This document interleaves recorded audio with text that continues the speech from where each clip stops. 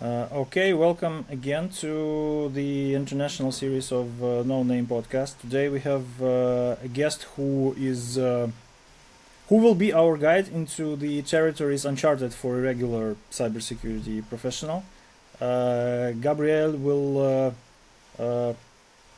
answer our questions regarding what ethics in cyber is, how to apply them well, and where the general uh, knowledge in that area now stands, and what are the advancements, how it all touches AI, and most of all, we of course will be interested in how it applies to what's currently going on in Ukraine. And yeah, please welcome Gabrielle. Thank you so much. Today I'm joined by my regular co-host Alex, and yeah, thank you for joining on such a short notice. Our contributor today is Trahim. Yeah, we will be torturing you with our stupid questions, so get ready. Alex, do you have anything to add to my introduction attempt? Yeah, I guess to add a little bit on background in the guest, right? So Gabrielle is PhD candidate in bioethics, right, at the School of Public Health at the University of Montreal. And I think that's already very exciting for me to learn a bit more about bioethics. And citing the LinkedIn bio, right, I see that Gabrielle takes bioethics well beyond the lecture halls, and we see lots of travels to Ukraine, travels to war zones, right, and lots of support from your side. So it's very excited to find out like how it's actually applied in real life. So maybe that's what how we can start with, right? If you can introduce us a little bit about bioethics, right? Honestly, for me, I learned this only from your bio, pretty much, right? I didn't study it Yes, in But that's first of back all, yeah, back in if times. if you can, Yeah. please let's spend three Yeah. minutes to learn more about what you're up to today. Because when we first met, like a year ago, I guess, yeah, almost a yeah, year ago. So almost. I think everything has changed since then. But even then, it was quite surprising and inspiring. You took like drone pilot classes, like close to the Yeah. battleground. Yeah, and all that stuff. Please just dump on our listeners what you've been up to in last, I don't know, like 2 to 3 years. 2 3 years. Well, I mean, I guess the fair thing to say to the audience is what I've been up to the last 4 years, because everything I did is kind of tied down to the Ukraine full-scale invasion by Russia. So this is where most of my work and interests take place at the time. All my academic work, but also my humanitarian and activist work is all tied down to this. In the last 4 years, I started to get a good interest in what was happening in Ukraine, and at the time I was finishing my master degrees. When we were speaking just before starting to press record, you mentioned the comic book I'm involved with. That was my master work, and at the time I was finishing that as I was in Poland, doing humanitarian work from Ukraine, getting involved as much as possible in the coordination center that was in the Center of Art and Science. And I came to be in the presence of many different humanitarian organizations that were on their own time and dime, essentially. The people that were involved there were not the big Oxfam, Red Cross, Amnesty that you could expect in those kind of situations. Those were all full of grassroots movement made by civilians that were coming not only from Poland or Ukraine, but from abroad. I've met people from Sweden, the United States, the Norway, France, Germany. Just a lot of people decided to concentrate in this place as a hub for humanitarian aid. And as I was writing my master thesis by night and helping by day, I was always in my lens of bioethics, which I will define a little bit in a few moments. So there's an understanding of why someone in bioethics gets interested in war technology and computer, right? So I'll get to this a bit later. But as I was writing that master thesis, with all my brain power being tuned into those ethical reflection and how to propose moral solution to different things related to technology, as I was doing my own humanitarian thing by day, everything that I was going through was through that funnel that was very active in my brain because I was writing on the topic at the moment. And all I could see was how all the civilians and the people that were present there, either they were Polish, Ukrainian, or from abroad, were all using technology and what was available to them in a very democratic way, meaning that they did not have specialized tools. They just use what they have under their hands, the computer, the cell phone, using connectivity and any other communication channel that they can use through the connectivity that they have in their pocket at any times to create their own grassroots movement. So that just started to spark so many questions in my mind. And as I spent time there, I just realized how much we, as a species, have so much to offer when we get creative and under emergency.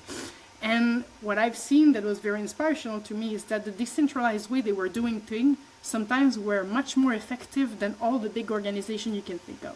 So just by their mere access of cheap technology, they could do much more on the field and even remotely than all the big organizations. And I thought, well, this brings fantastic solution for people in war zone, but also it brings a lot more danger because now you get people that they get involved in places they should not be in.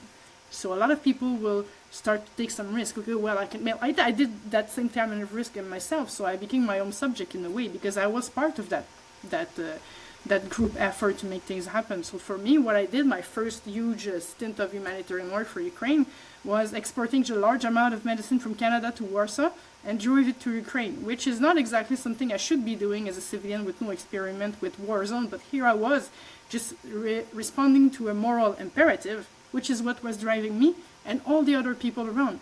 I was questioning everyone about this, and they were just saying, this just sounds like the right thing to do.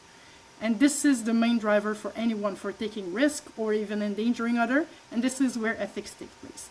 So from this starting point in Poland, I just decided that everything I will be studying towards Ukraine, which are 3 use cases, one partakes to the DIY engineering, because what I've witnessed in Ukraine is how much people can do things with just like those off-the-shelf drones that they can buy and modify by themselves. All the things that happen involve garage and basements, so they can have useful purpose on the front line, but this is something you and I can buy on the street almost. Second case is about everything that's being done on social media, so the way people get involved for fundraising or fighting disinformation and keeping Ukraine relevant in the news cycle was all purpose that people could do on their own time. And the third one is most likely the case that endangers you the most as cybersecurity professional is all the hacktivism and the people who are using cyber attack mean to get involved in the name of Ukraine to encourage their cause. So my last 4 years was just me getting even more involved through different roles and different capacities to spend more time in Ukraine with Ukrainian and also trying to help the cause as much as possible within my own capacity as a civilian and academic. So of course I was researching as I went along and doing my thing.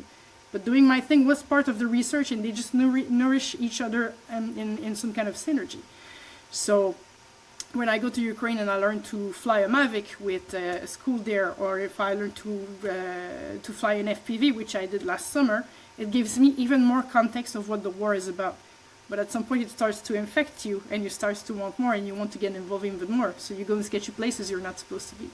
So my last 4 years, this is what I did most of the time. It's just getting into places I wasn't supposed to be out of sheer morally driven power from myself, but also it was nourishing my research at the same time. So I was documenting and interviewing people and communicating with people on the ground and in the field and foreigners that were coming along to understand their motivation as well.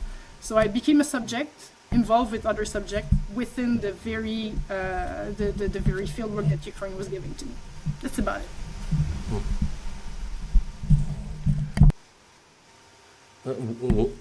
I think like it's Fantastic. very like yeah. Please go on, Alex. Sorry. Yeah, I guess like I had some lag here. So all these like research direction are super exciting, and what is the current state of the art, right? Or state of thought about involving civilians in whatever hacktivism or cyber operations, in using technologies.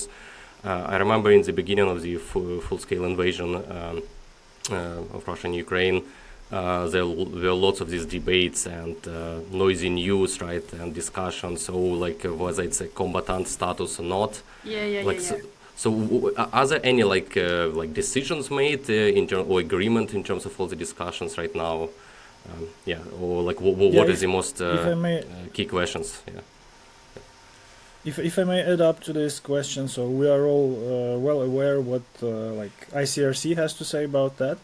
but for me it's always surprising how like legal norms are transferred from like areas that are so different that in my opinion these norms could be like inapplicable in this extrapolation. They will lose their value, right? Because what legal system can has to suggest is just philosophical conclusions made based on something that happened a long time ago in Balkans or in the Nicaragua or something like that. In thinking by analogy, it is not always correct to transfer those norms and knowledge in general. Is it more like realistic to achieve reasonable results by doing the full amount of work, like walking the walk from ethically analyzing what's actually happening and then applying this newly developed ethics and eventually like transforming it to legal norms, laws, and agreements? Yeah, so I'm not sure I can exactly pinpoint an exact question, but I'll try to get onto the theme that you brushed over. So first of all, if there's any status that something has been decided on the governance side of things for some kind of frameworking those civilian into a more legal perspective, I think the answer is still no. And you know what? Even if they did, I think it would not matter at all. Because what I came to realize, studying those civilian and being one myself involved in the same kind of thing and being very rogue and out of the scope of any legislation, is that when you have a moral calling to do something, especially for something as dire as a war that is so violent, vile, illegal, name it as you want, this war should not be happening in the type of war that we've decided to create in the modern world since World War II. And there is no saying no to people who want to help and get involved and put their effort into that. So even if you tell them, well, no, you're not able to do this because as a civilian, you have no right to go into those places, you will endanger people and everything, they won't listen. Especially because of technology enabling a lot of very educated people to act on things that they think strongly upon, they won't be complying to any laws or norms because they are already breaking them. So if we're adapting the current laws to give a bit more of leeway, there will still have people that do not comply to those norms and I will be doing it my way and that's fine. And this is where ethics is interesting. And this is where we can talk a bit more about why ethics matter in the cyber world and cyberspace. Because where ethics becomes very important is there where you don't have any laws that apply, or that the laws that are currently there are outdated or do not fit the context that they have been created for. So what's left for you to make an informed decision and a responsible decision when you don't have any rules or law for you to help you guide your own moral compass on what to do is at least ethics. Because something that a lot of people do not understand, and you will hear this, for me as an ethicist, this scratch my hair a lot. People will use alternatively either moral or ethics to qualify something. And while they're related, they do not mean the same thing. Ethics is a process, while moral is more a standpoint where you make your decision based on something that's already normalized for you. The ethics part is where it's interesting. It's where you make your reflection and your assessment on how to act on a certain situation in respect to your safety and the safety of others in case of a war or a conflict. So ethic is the part where you actively reflect on what you want to achieve, how to do it, and how to do it as responsibly as possible to reduce harm and create the most benefit out of the thing that you will do. And the more dire the situation, the more likely your ethical decision at the end will not be a good decision, it will just be the right decision, which do not mean that you won't be causing any harm. So the more dire the situation, the more conflictual you will feel within the own decision framework that you do. So if it's just deciding one morning what you will have for breakfast, could be an ethical decision. As far as I know, it can be. And it can be about what you're eating, like I said, do you have meat or do you not have meat? It can be an ethical decision. But at the end of the day, it doesn't matter that much, and there's not a lot at stake, which is a good, good play on word if you talk about food, right?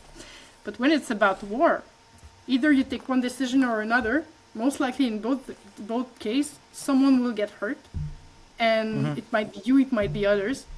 And at the end of the day, it's just trying to choose the one that will bring the most result, because there is no point trying to think who you will not harm. Obviously, for those volunteers that do not want to cause harm, it just help. They can just, most likely they won't think enough of what the kind of consequences their action can bring. So sometimes they will just have a bad OPSEC, operational security, and they will compromising military operation, or they will be compromising military position. And they just don't think about it that much, because for them, just a picture showed on social media is just a picture on social media. But for the intel forces of the other camp, it means everything. It's information. And they can thwart an entire battalion position and military installation because they thought it was cool to take a picture with it.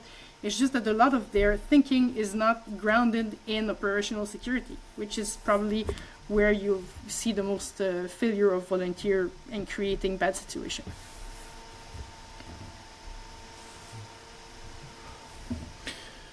Makes perfect sense to me. How to equip them? How to equip them to do this work, to go through the process? Is there any checklist we could recommend to people willing to to go places they are not supposed to go? There are some at the moment, but they're scattered around, and most of them are not exactly suited for the current volunteer. So what I've seen is, for example, the Red Cross issued, I think, 8 points for helping activists make a good decision. But at the end of the day, the Red Cross abide by their own international laws. So most of the points were like, well, follow the law, which is not what they do. So they're missing the point. And, well... don't do bad shit. Exactly. Life pro tip, don't do crime. Do good shit. Don't do bad shit. Awesome. Don't do good. Exactly. So, and honestly, this is what I've been working on with my PhD, and what I hope to create at the end is some kind of blueprint of a way to keep those volunteers steered into the right direction and equip them with a way to capitalize on their decentralization, but also lesser the impact of the decentralization, because it's their greatest strength, also as their greatest weakness, because they do not have any cohesion, but also because of that, they do not depend on any higher power to wait for the decision on anyone. And I come back to my point of the oversight, because of those people will act even if it's illegal or not. At the very least, if you cannot get them into big organization that will steer them in the right direction all the time, at least you can give them some kind of nudge towards the best practices and encourage them to share them as well. So I can see that as almost like a network of volunteers helping each other out.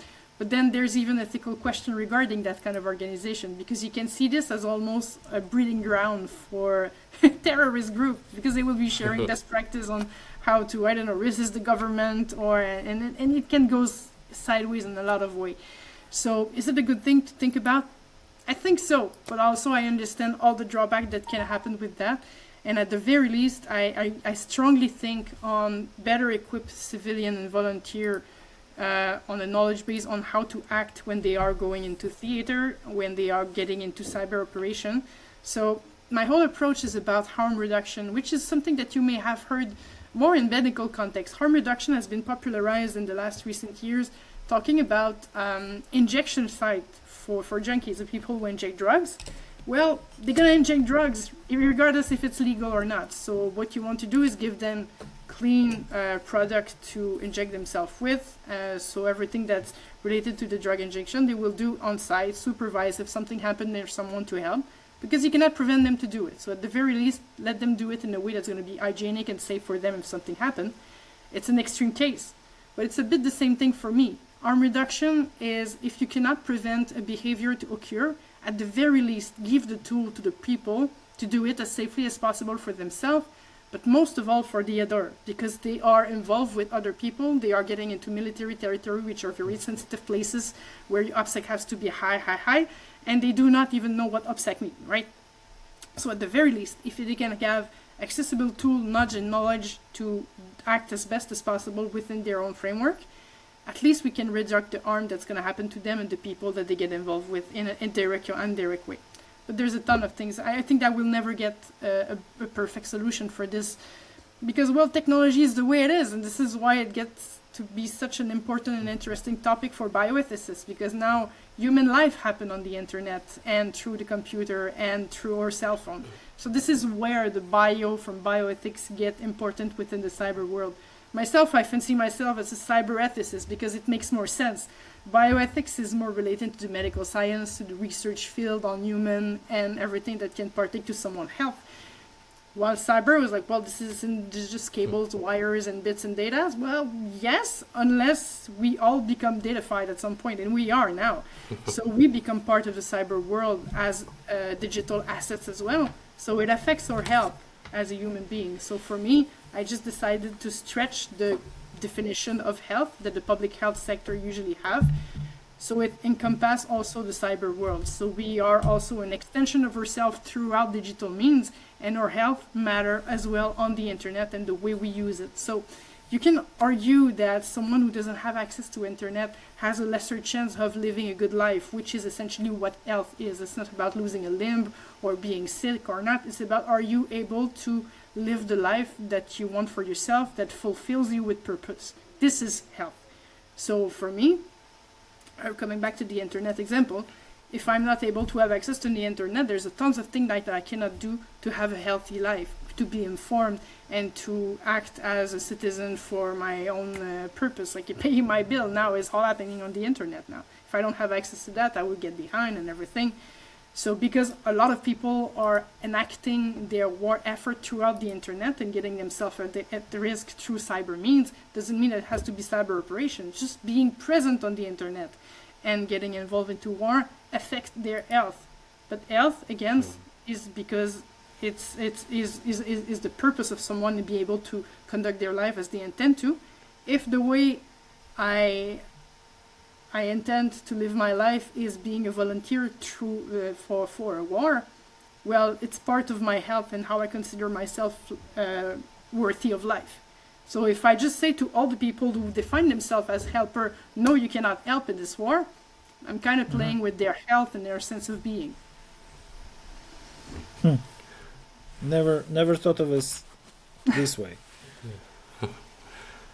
So it sounds to me like you're kind of focusing on educating people, right, more, and extending these ethical educational materials, right, OPSEC materials and so on, instead of improving the internet with policies, right, and so on. Is it right to say? I'm not a policymaker. That's definitely not where I thrive. And even though right now I'm in Estonia now, I moved to Tallinn very recently to join the NATO Cooperative Cyber Defense Center of Excellence to work in the law branch, and those are policymakers.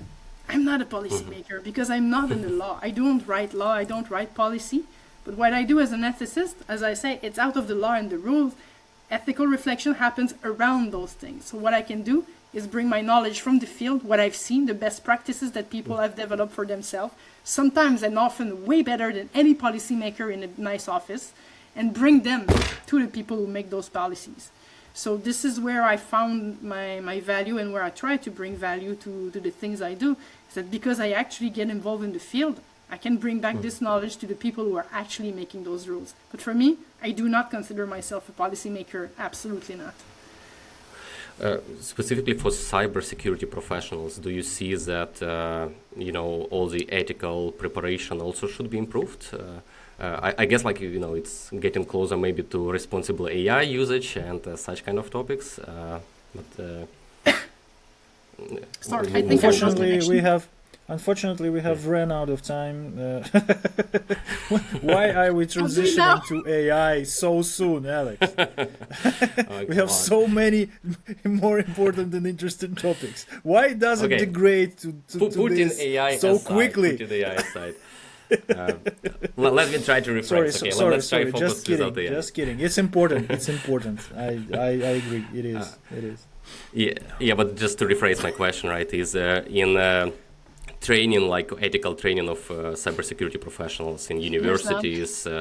So maybe there is none, but what can be improved, right? So we talked about people in general, but specifically for cybersecurity professionals, ethical hackers, right, and so on. Yeah. Do you think there are like enough educational materials, or what should be added? Yeah. Well, it depends on I a think- lot of things. It depends on what kind of cybersecurity personnel we're talking about. Are we talking about someone who's just developing software for commercial solution, or are we talking someone who's working cybersecurity in national defense? It's all depends on your purpose and what you decide to do with your knowledge in cybersecurity. As far as ethical decision making goes in cybersecurity, I do not think that there is any process that are made. There is no, to the best of my knowledge, at least not in Canada, there is no professional order that framework that framed the profession. So there is no such thing as having an ethical reflection as a cybersecurity practitioner. But, and this is where it gets interesting, is that at any professional that you speak of, and that will be true for cybersecurity, if you want to teach them about ethics and bring into their practice more ethical decision-making process, you do not talk about ethics. You're going to bore them to death.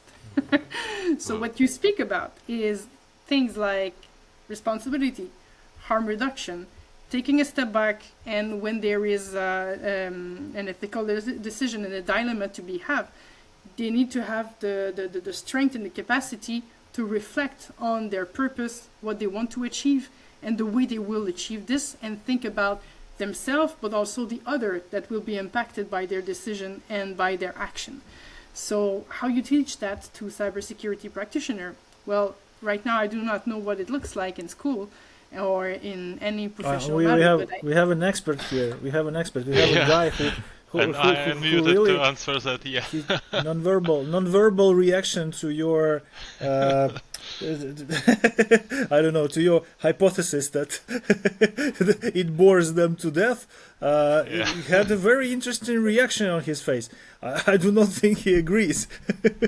No, do you have anything to clarify here? To shape the I question? can clarify because I have bachelor program which also have a discipline for through 2 or 3 KTS credits, real discipline about ethics and cybersecurity, because my university is mostly oriented on vulnerability analysis, so it's very important to talk with students before any breaking news about that some of students go out of scope.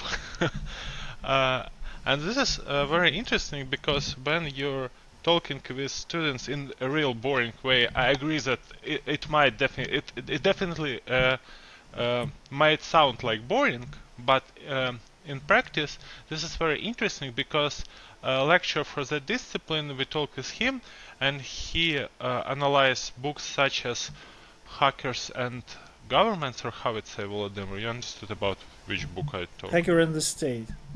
Hacker and the State, yeah. The Buchanan's one, yeah? Yeah. So they're talking about this book and several other books, and on one hand there is very interesting reaction because in at some day I've met with one of my students and he had very, I don't know, big eyes and said, "Oh, this is strange. Cyber warfare doesn't exist in international law terms." And I say, exactly. Yeah.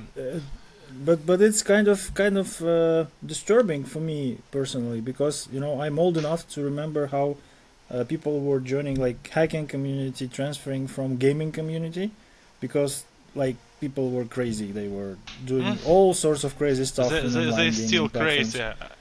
Yeah. But then they transitioned to a community that was, I don't know, maybe too young and too far away from like immediate ways to transform, to convert this skill and practical knowledge into monetary gain, that not too many actually did, break the law and hacked for money. Then I can remember a few people like converting from that kind of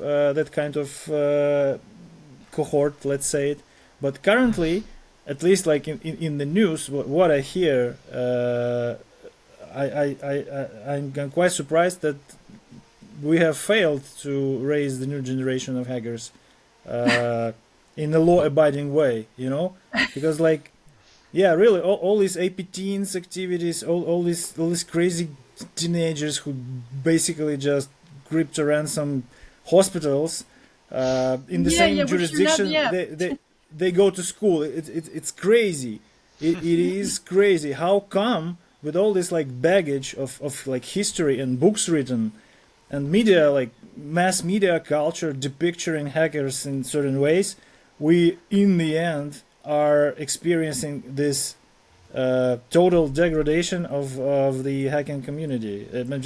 Maybe it's just an old man yelling at clouds, but I think well, it's I a think those fact. At least clouds, it's what I read in the news. those clouds are very real, I think. And what you express, my understanding of this is that it used to have some kind of unwritten rules on what you do as a hacker. Like you said, you mentioned hospital. It used to be known that you do not attack hospital, you do not attack critical infrastructure. You can go after the bad guys, do your little feud, but now you have actual criminal activities that are organized. And also, and I'm just going on a limb here, this is just a theory, it needs to be studied, maybe something I can think about in the near future, because it's an interesting topic.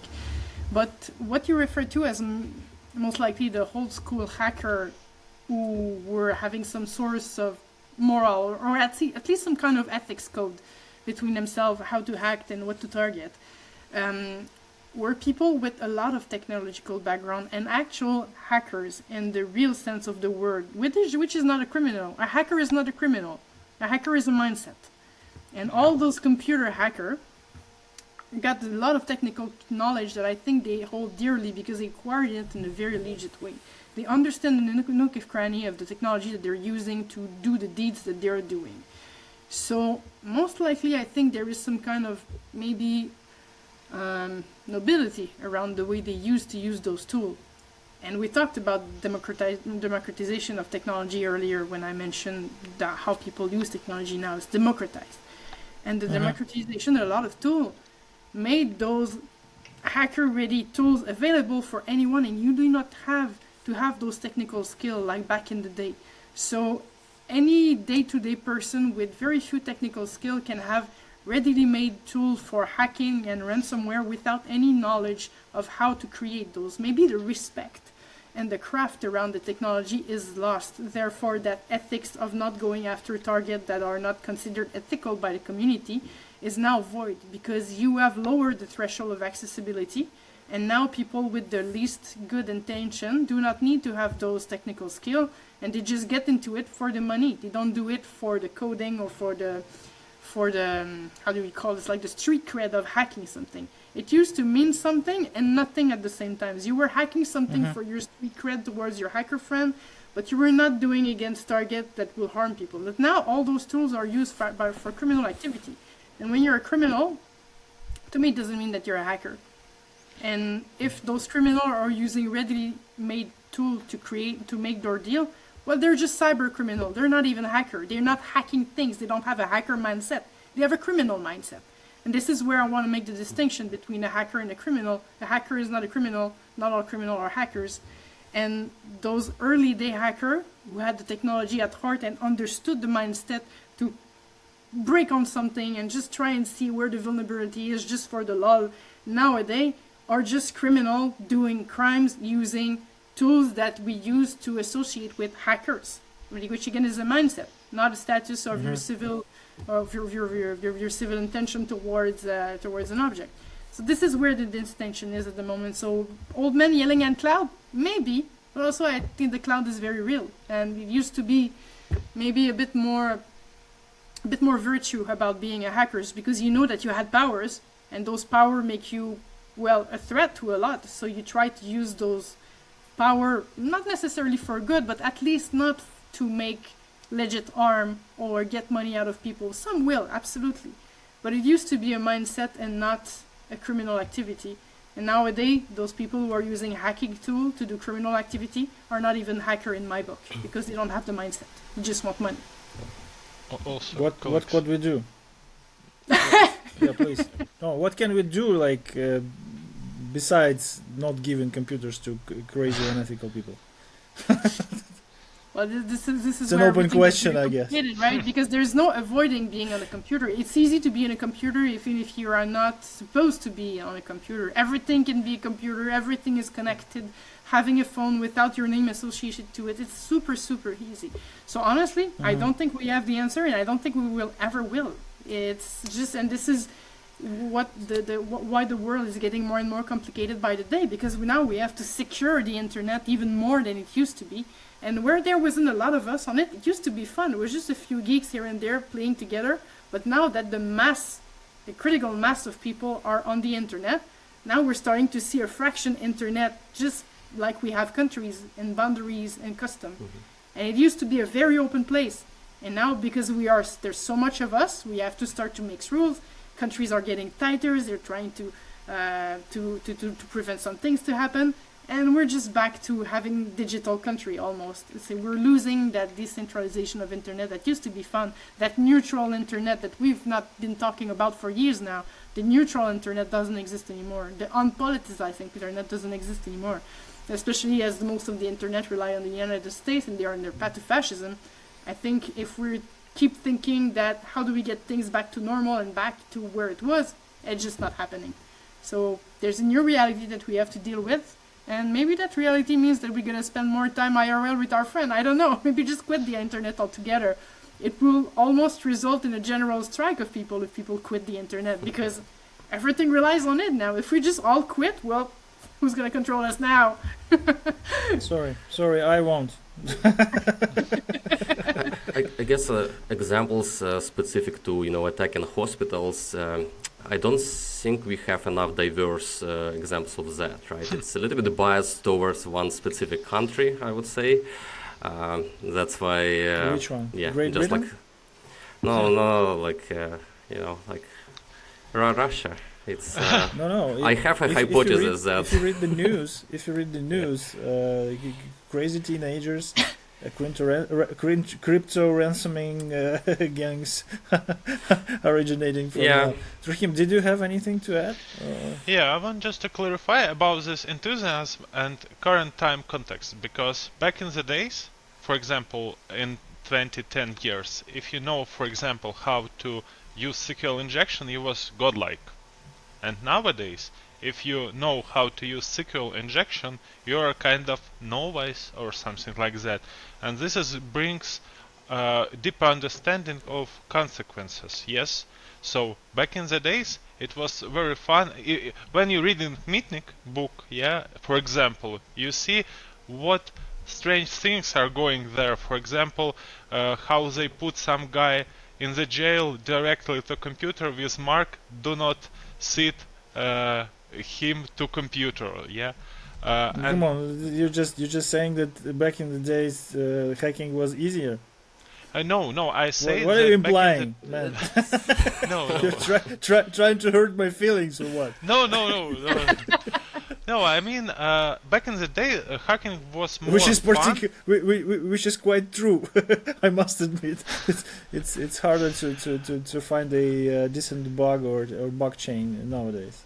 Much harder. Now you have an AI agent for that, right? So So where, I'm again coining AI here.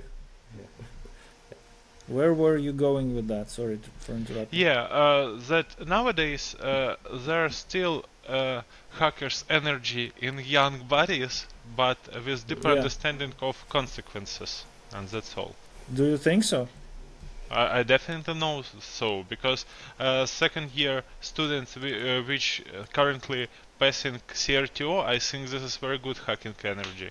Yeah, that's quite a good level for 19 years old. Yeah, I guess. Okay, I hope you succeed in your crusade for more like ethical hackers, at least in Ukraine. But really, it's rather an outlier than the baseline. You must agree, right? Sorry, it's what?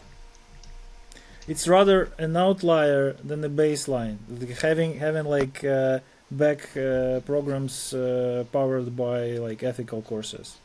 I did not hear a lot of like academia offerings, let's say, like master degrees or bachelor degrees offering ethical courses within the curriculum. Yeah. Regarding those Is questions it- specifically, Yeah. I'm not even sure that is necessary. I think, again, when you want to teach ethics to certain set of profession, you teach ethics only to ethicists. And the job of an ethicist after that is to go specialize in an area and find a way to talk to those professionals in a language that fits them. If I talk about ethics with cybersecurity personnel, I won't get anything out of them. If I go talk about ethics with military personnel, I won't get anything out of them. And they do try to do that. I mean, I myself followed a class in military ethics on my master and my PhD, which was a master degree class. I know that there are military ethics training for officer, but I don't think it's the way. And the way they teach it is to with all due respect to my colleague in military ethics, the way to teach ethics to a professional that's on the field is not the same that you're going to teach it with someone that's an officer. An officer has value to uphold, laws to abide with, and ethical principle to guide them. But as soon as you're on the field, all those knowledge, what they try to create is that those ethical knowledge that the officer will have will trickle down to their packs on the ground. It does not work this way, because as soon as you are within the action and you are confronted with the reality of the field, the real perimeter that you're confronted with, and the knowledge and tool that you have, most of your training already goes out the window. And it's not true just for ethics, it's true for everything. How many of you got a job at some point and just realized that everything they got into their degrees were like, well, those are good guidelines, but still Google is my friend. A lot of the things that you will be learning in an ethical class will not be useful to you if I talk to you like an ethicist will talk to an ethicist. But if I talk to you to things like responsibility, risk management, well, then now we're starting to talk with something that's a bit more interesting and it makes a bit more sense. So how do we teach that to a professional in cybersecurity? Well, first of all, we have to know what we value as professional in cybersecurity and cyber operation, and how do we integrate that in a way that is seamless within the thing that you have to do. Not me telling you should be acting this way, the ethical thing to do is this way, because as I said earlier, ethics is not a set of principle, it's a reflection path towards the best practice and to reach the best outcome with the things and resources that you have at the moment. So the way to do that is not to tell people a checklist of what they should be doing, but is to create within them the critical thinking set that they need to do their job correctly and fairly for everyone involved. That's part of it, is respecting the law, but when the law is conflicted or something is not resolved or the situation change, well, then you have just yourself and your good old critical thinking to get through your day. And if you did not have an ethical training that will be named something else, so you don't feel like you're being patronized, well, then maybe you have a shot at doing the right thing.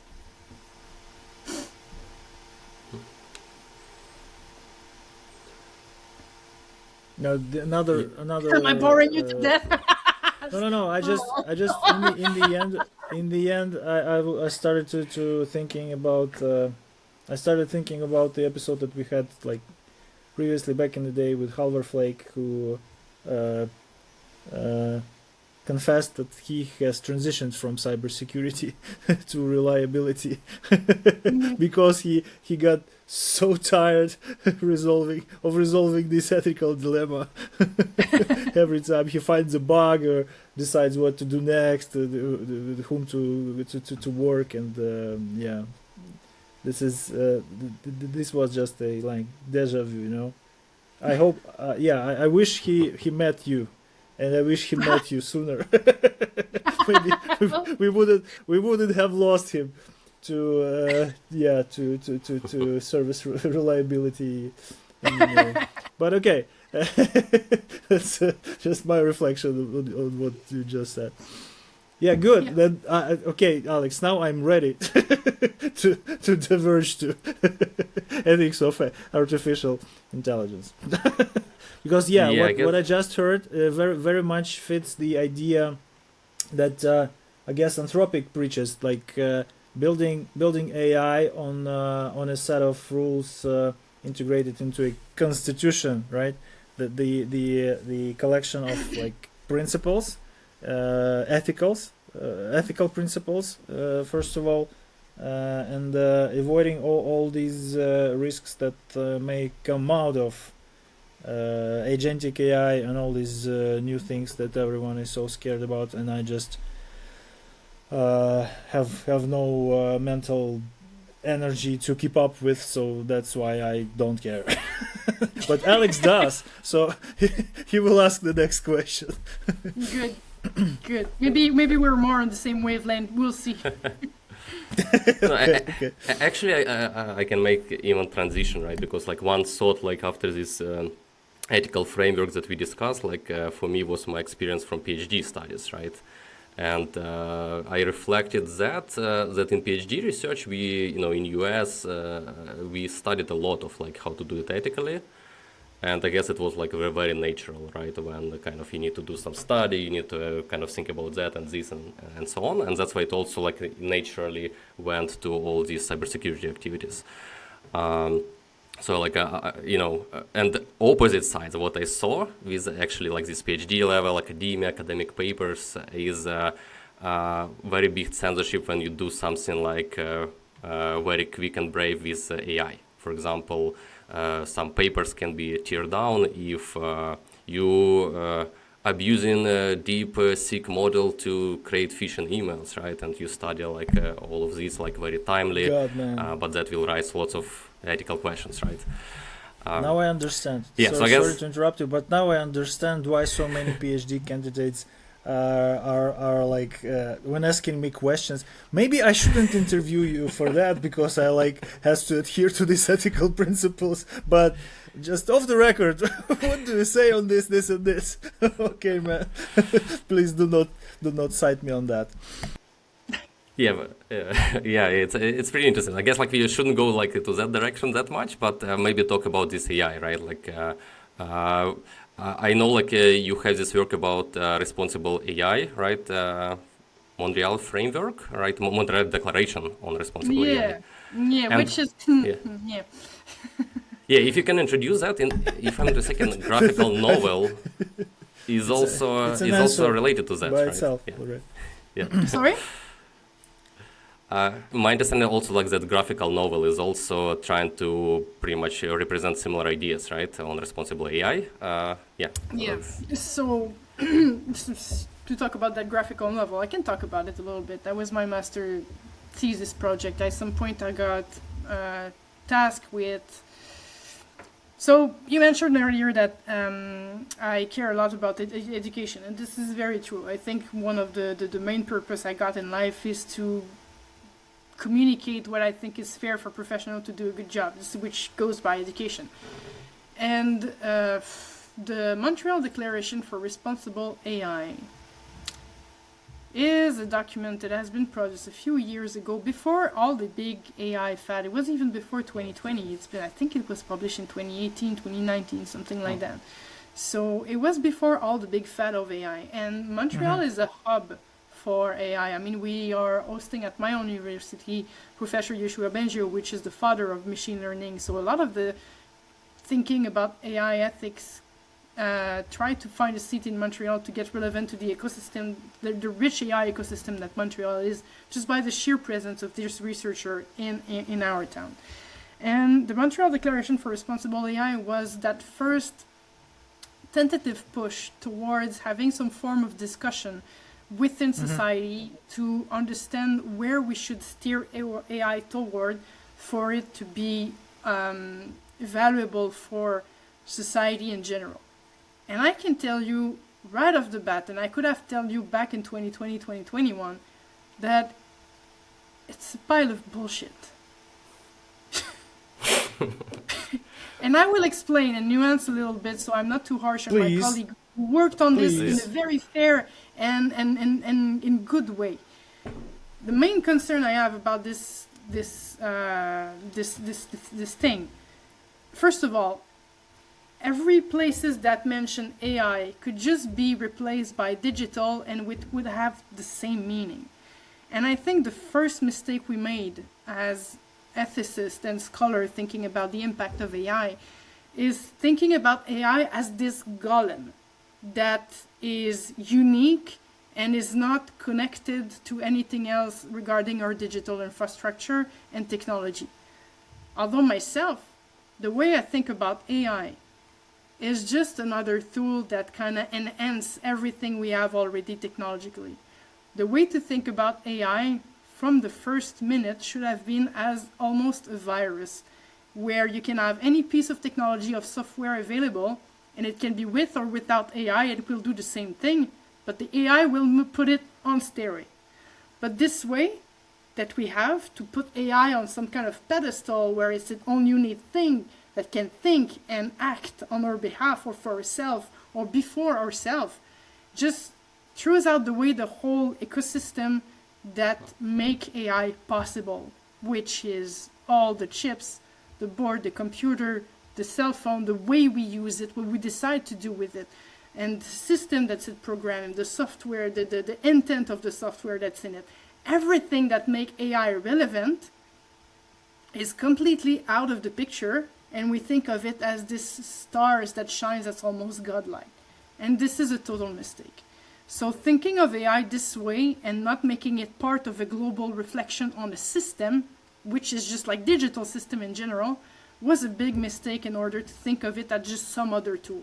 And now we got Gen AI, which is very performative at the moment, works very well, and people use it in all sorts of ways. And people start screaming, where's the ethics? Who have thought about the ethics? Well, we kind of already been on this discussion on the ethics side for 10 years now, but nothing has been taken out of our literature and what we've pointed out as potential problem, because, well, there's a lot of money in there. So that beautiful declaration on responsible AI, which was very nicely made, by the way. This is why I said I'm going to nuance with the pile of bullshit, because the way they made it is not just a bunch of scholars that meet up in a circle and decide what is responsible AI and what should it look like. They actually went to meet people in different locations in the province, and I think maybe somewhere else as well, but they made multiple meetings with people from the society, like in libraries and community centers, and actually asked very nice questions to the people to ask them, what do you want out of AI? But at this point, I think not a lot of people understood what AI mean. And I think those scholars did not do a good job as well to make people understand what it would mean. Nobody was talking about Gen AI almost until it happens. So all the talk that we had about artificial intelligence priorly, like being this godlike thingy, just came into our life and our phones and our way of thinking and not thinking as well now. And we're missing the point. We're missing the point of everything related to AI at the moment. So if you ask me an easy question, is it ethical to use ChatGPT to write an email? Could be, could not be as well. But what it the ground it should stand on is integrity. Is the email that ChatGPT wrote to you the way you would be speaking? Is it communicate the point you wanted to make? If you feel that the result is good, that it feels like you, sounds like you, convey your point, and is not thinking for you, but just made it easier for you to take your point across, yeah, why not? But if you're just outsourcing your brain power to the thing, well, it's unethical, but also towards yourself. You are actively undermining your own mental capacity. So at this point, you're just damaging yourself, but also damaging the trust of people that you're working with. It comes back to integrity again.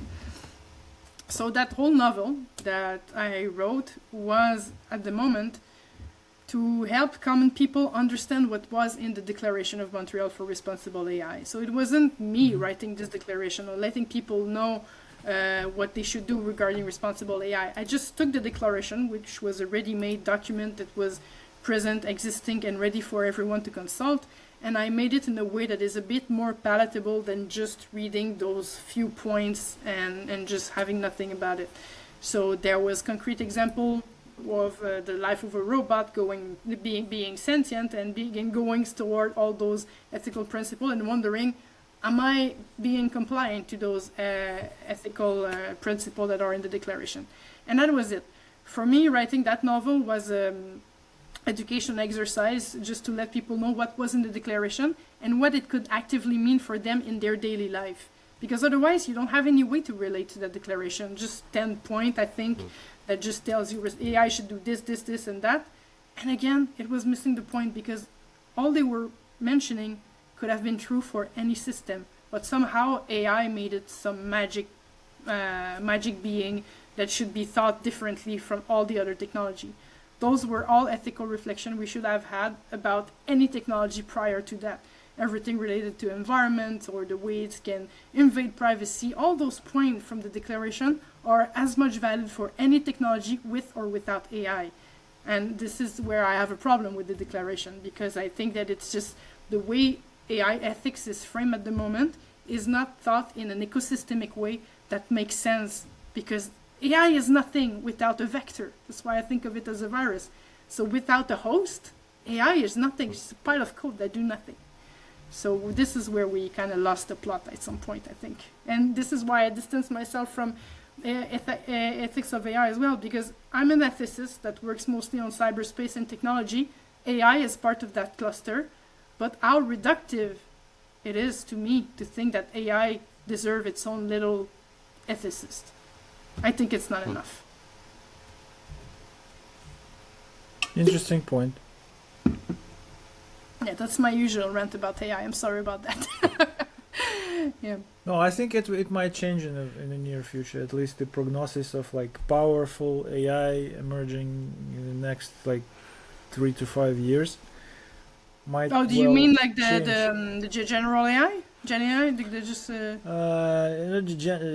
AGI, it's like a metaphor in the philosophical literature, I guess. I mean, what Anthropic CEO calls the country of geniuses in the data center. You know, so something that has agency and requires ethic by default in order to be involved into the physical world and to interact with humans. Or at least it would be preferable for us as a species to transfer some ethical norms to such an agent. But yeah, again, I'm not like pessimistic about that ever happening, but 3 to 5 years, I'm not sure.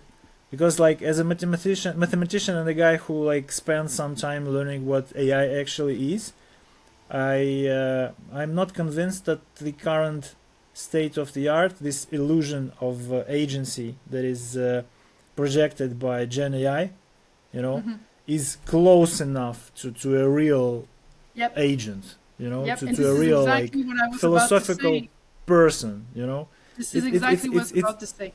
The fear that some people got about like, oh well, the next thing after Gen AI is the general intelligence. There is no point worrying about this because the common people already use and act with the generative AI as if it was that sentient being with agency. And we already have the same result. People are killing themselves out of being told by a Gen AI that they should be doing this. So they are already interacting and having relationship with those agents the same way they would with an actual AGI.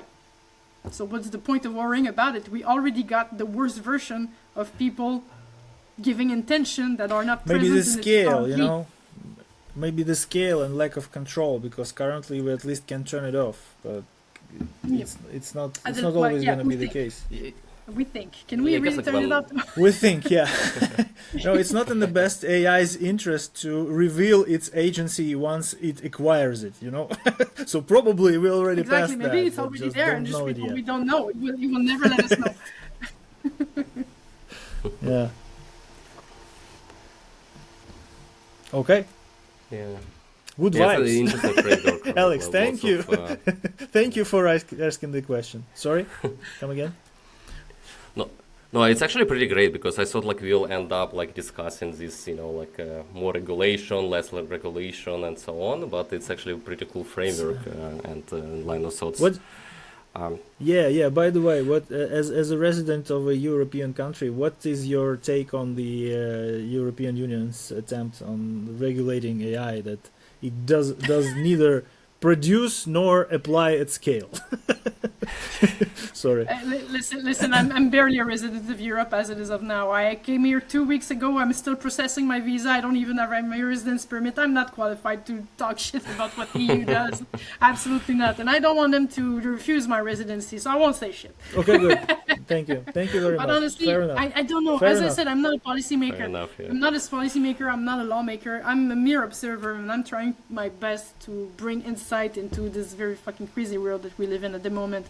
And most likely, any regulation regarding technology so far, I haven't seen a lot of countries doing it right. Most of them are missing the point. Coming from Canada, I can tell you that the law that are being negotiating at the moment in the term to restrict people's privacy and just control, they're missing the point.